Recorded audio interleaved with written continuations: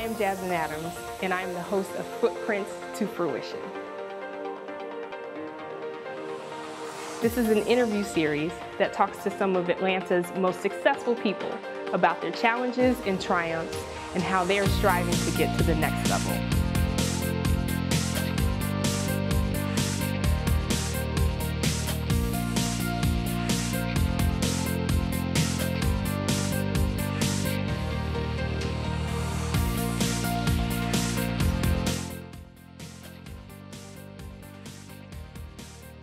Kashi, thank you so much for joining us to talk to us about Gigabark. Thanks for having me. So Kashi Sehgal, she is the founder and owner of Gigabark. Kashi, tell everyone a little bit about your company. Well, we are a messaging platform, so we do phone calls and text messaging and surveys. And so we can let you plug and play on the web and do everything yourself, or we'll build you a custom solution to plug into your back-end database or whatever and completely automate your communication. Interesting. So how did you get into that specific field in technology? It kind of just happened. I was never a technology person. I was a psychology major and was in grad school for psychology. That's a big divide. Okay. It is a big divide, but you know, I realized at some point that I did a communications minor, and so this sort of taps into that. But it sort of just happened. My business partner and I had a great idea and just kept evolving and developing it out, and we ended up at this, and it just seemed like too good of an idea to not do. So how did you all come to the idea? Were you in a dorm room one night and said, aha, eureka, or where did it come from? Not quite. There might have been some beers involved. No, but I think it's a conversation that started because we both wanted to have our own business one day, and we both weren't sure what that was going to look like. He was in telephony, and he's been a network engineer for his entire career. Wow. And I was more in the strategy, communications, marketing space. And so we sort of figured out that putting our talents together could really produce something bigger than ourselves. And so we decided to make use of his talents and my talents. So tell us about your first couple of clients when you were getting Gigabark off the ground. I could not believe when the first check came in. I actually took a picture of it. I could not believe that somebody was paying us for our idea. It was so crazy, but it was the best feeling. It was just surreal. We had everybody from political clients, so it was the primary season, and we got a statewide primary candidate at our very first election. Wow. And just went from there. And then we also landed a ambulance company, which a pretty big ambulance company here in Atlanta. So, and what was the process to go through to be able to get such large and well-known clients, especially in the infancy stages of your business? I think it's about knowing how to tell your story and knowing how to sell yourself. You know, it's a small company. You have to know what your strengths are, and you have to be able to hype up what you're doing. You know, that's fake it till you make it, right? I love that. Okay, but I mean, was it networking events or family connections or past business colleagues? How were you able to? It was a lot of networking and a lot of calls, a lot of emails, a lot of trying to figure out who was newer in that space. So the candidate that we worked with, we actually worked with a few statewide that year, but the candidates we worked with hadn't really run before, so they didn't have a team already in place. So we identified those candidates and those places and went after that. Just like the ambulance company, they didn't have a system in place, so we went after that, not trying to recreate something they've already got. So that makes a lot of sense. So I mean, going back to what you said about you knew that you wanted to own your own business, and I don't want to say regardless of what it was, but you knew that at least you wanted to be an owner. Where does that come from? Is that nature? Is that nurture? What happened early in your life to say, I want to be a business owner? I don't know that I knew that growing up. I knew I always wanted to lead a business, whether it was my own or somebody else's. I always knew I wanted to be in management. I think that comes a lot from my dad. He is one of the best leaders I've ever met or had the privilege of knowing. And he was just a great example in terms of leadership style. And just in terms of entrepreneurship, I think I didn't realize that I was so exposed to it at an early age, but my dad left India when he was 16 and came to America with nothing really. Put himself through school, swept floors at a factory and became CEO one day of that company. He's always had that entrepreneurial spirit, and now he's doing his own things. He started a lot of economic initiatives here in Georgia and has just always pushed himself. And same with my mom. She was a professor for many years, probably 40 years or something, and left that to start her own foundation, which was really encouraging students and others to become young social entrepreneurs. So in many ways, I've been surrounded by it my whole life, and I didn't realize it. And my brother too, I mean, he started way before me. So, he started his own newspaper when he was in 2nd grade. So oh, wow. I'm kind of the late bloomer. Wow, okay. Well, I know you've achieved great success, even as a late bloomer. Looking back over your experience to date with Gigabark, what are some of your successes? What is the one thing that stands out in your mind the most? I really feel like the entire thing has been a success. To be around still 5 years later just seems so surreal. It's been a lot of hard work and a lot of successes along the way, and a lot of failures. I mean, you don't get to where you're going without learning a lot. So much has happened over the period of 5 years, and I've gotten so much advice, some really great and some not as great. It's amazing that we're here today talking about a company that I've poured so much into. And you just mentioned failures as well. So are you comfortable sharing a failure that has taught you a great lesson learned to help make you better? As a person, absolutely. I would say that I spoke earlier about having the entrepreneurial spirit all around me. I did not realize that applied to me.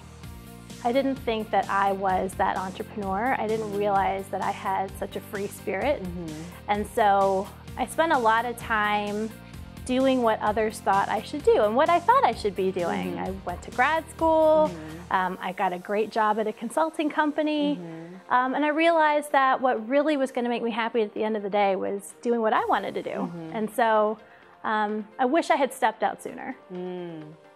But you do everything for a reason, and everything comes at the right time, I believe. So while I wish I had done this sooner, I'm really glad that it's happening right now. What was the key turning point in life to let you make that decision of this is what I'm going to do now? I think I was at a very good place with my family and very supportive friends. I felt like comfortable to make that decision. That I wasn't necessarily letting everybody down. I had a great conversation with my parents, and while they were taken aback, they were very supportive. And I had a great business partner who I can lean on and is supportive. And we both help each other through the rough times. I mean, it's not easy to be an entrepreneur. It's tough work. Yes, I can imagine. So tell me about, so you talked about life being in balance and you not necessarily searching for security anymore. You have the free spirit to be confident to make that decision. So as a female entrepreneur, do you have any challenges that you run into because you're specifically a female in the entrepreneurial world? Absolutely. I mean, I'm in a space that is very male dominated. Technology is not a woman's game, but I think that helps me a lot because I bring a different perspective.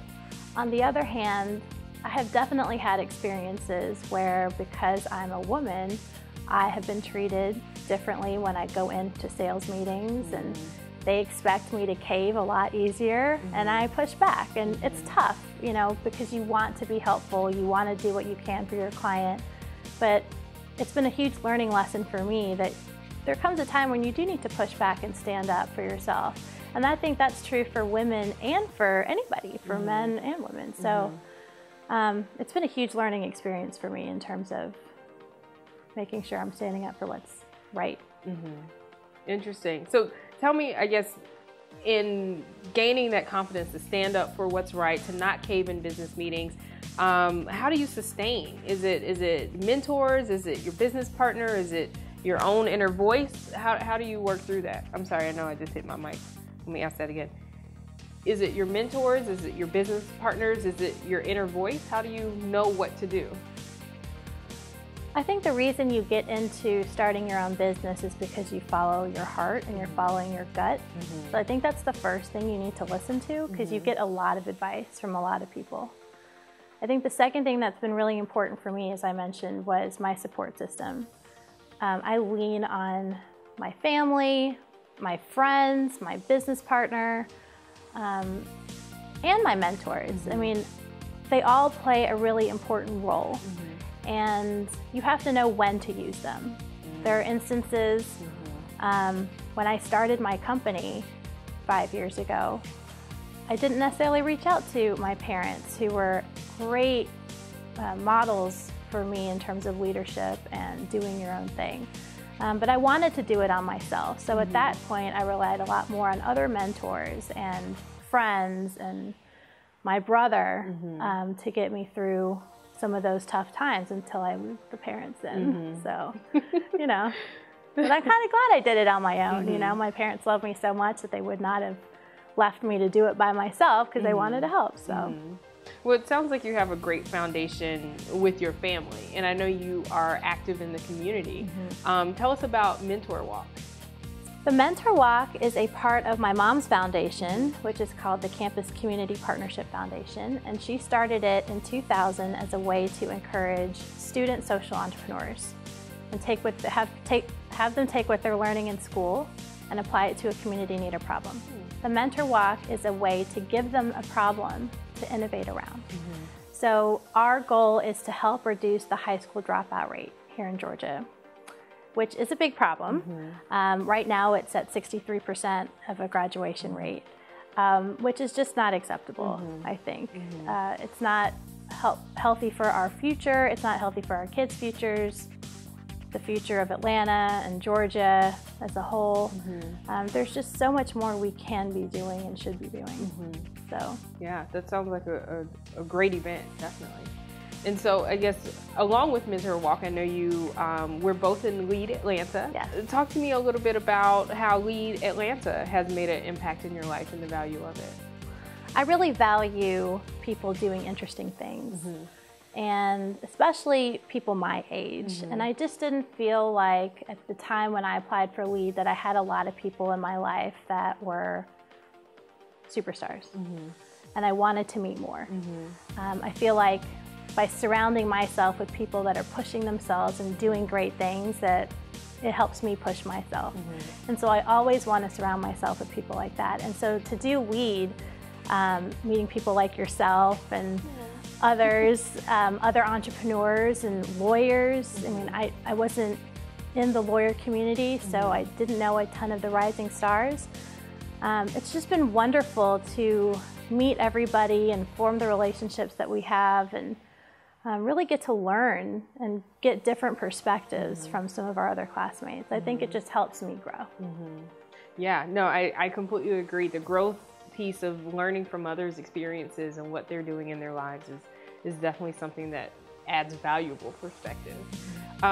Going back to Gigabark and the entrepreneurship journey that you've taken, talk a little bit about the mechanics of starting the business. I know we have a lot of entrepreneurs out there who you know, are hungry to hear about the business plan and the funding and you know, all of those pieces. How long did it take you, and how were you able to be so successful as you are today? Right.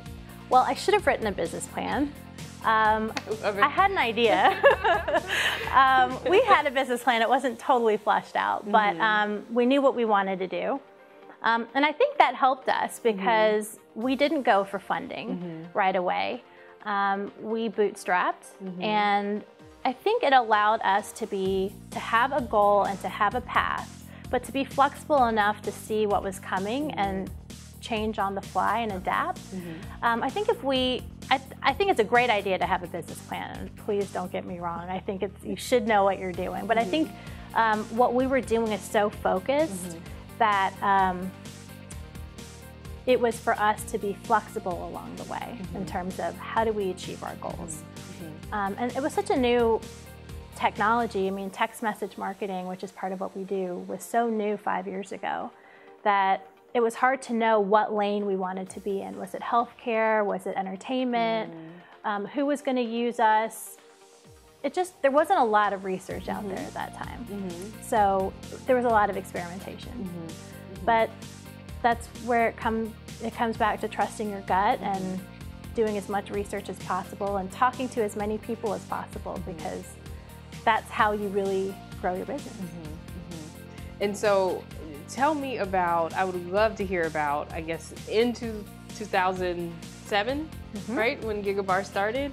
Like you talked about, there wasn't a lot of research out there.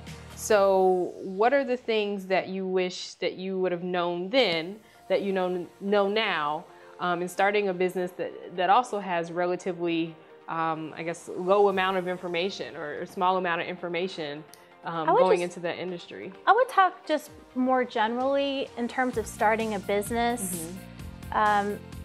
You have no idea how much pressure you're under. And so to know what the weight of the world feels like would be great going into it. Although I don't know that you would do it if you knew like how scary it was. You know, I would tell people that you need a support system of some kind. You need to make sure that you have a plan B.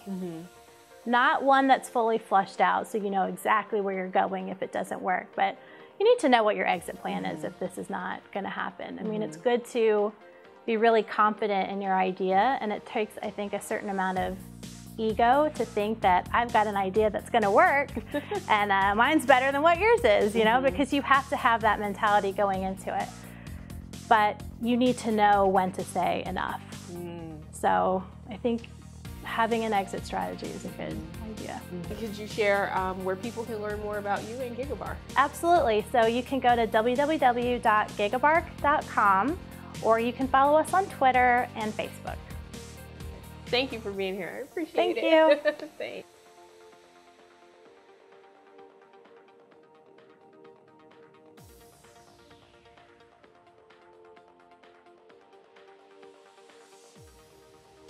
Special thanks to the Millennium Gate Museum, Lead Atlanta,